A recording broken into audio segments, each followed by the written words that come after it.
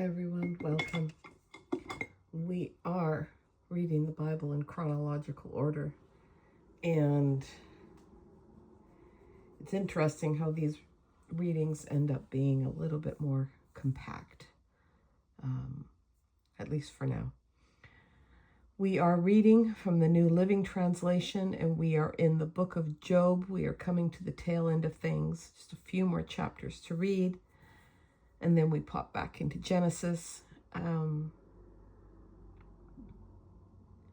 just thanks for joining me.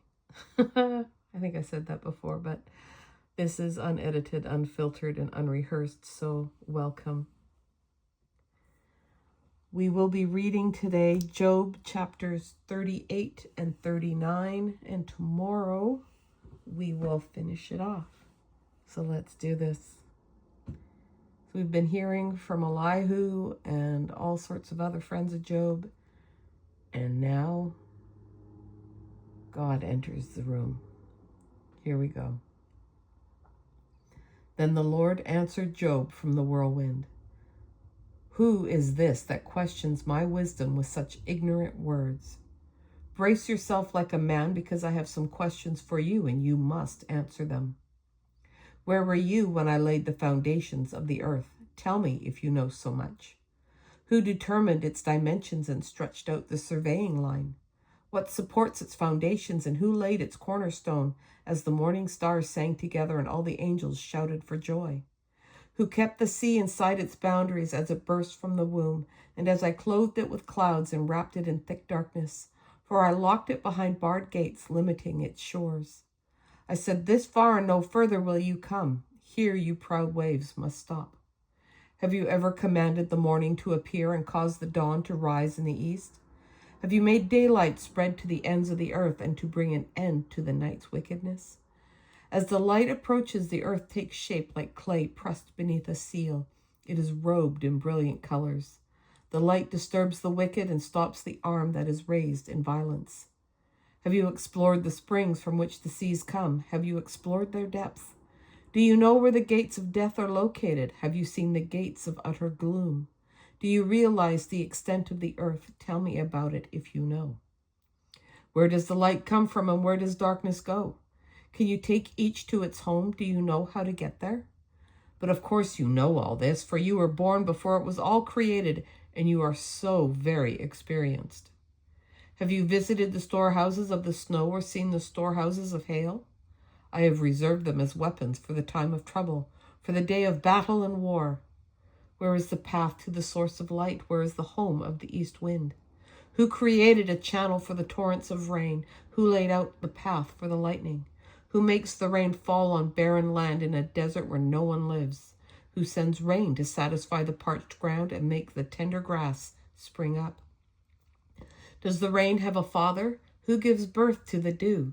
Who is the mother of the ice? Who gives birth to the frost from the heavens?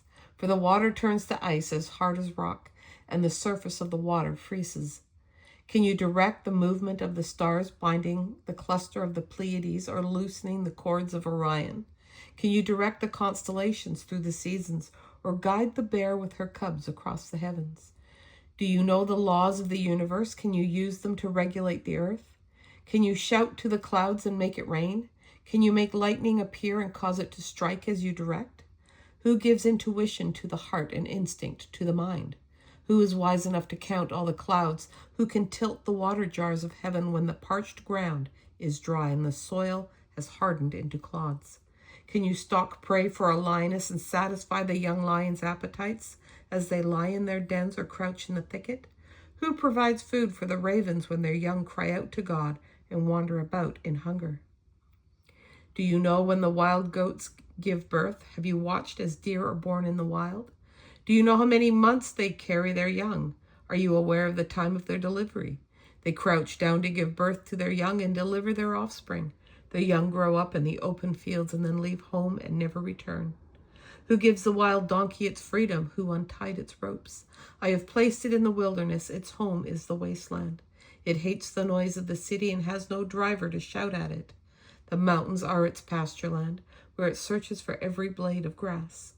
Will the wild ox consent to being tamed? Will it spend the night in your stall? Can you hitch a wild ox to a plow? Will it plow a field for you? Given its strength, can you trust it? Can you leave and trust the ox to do your work?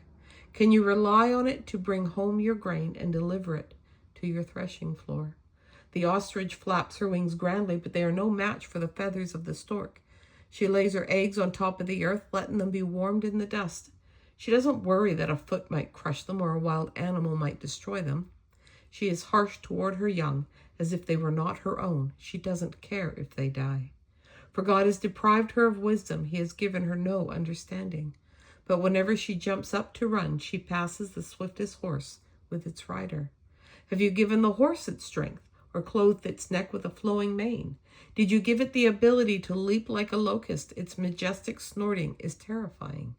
It paws the earth and rejoices in its strength when it charges out to battle. It laughs at fear and is unafraid. It does not run from the sword. The arrows rattle against it, and the spear and javelin flash. It paws the ground fiercely and rushes forward into battle when the ram's horn blows. It snorts at the sound of the horn. It senses the battle in the distance. It quivers at the captain's command and the noise of the battle. Is it your wisdom that makes the hawk soar and spread its wings towards the south? Is it at your command that the eagle rises to the heights to make its nest? It lives on the cliffs, making its home on a distant rocky crag. From there it hunts its prey, keeping watch with piercing eyes. Its young gulp down blood. Where there's a carcass, there you'll find it. Oh, God is not mincing his words. And we will finish Job tomorrow. This is our reading for January 14, 2025. Know that you are loved, know that you are cared for, and I appreciate that you joined me. Hope you'll join me again tomorrow. Until then, take care and bye for now.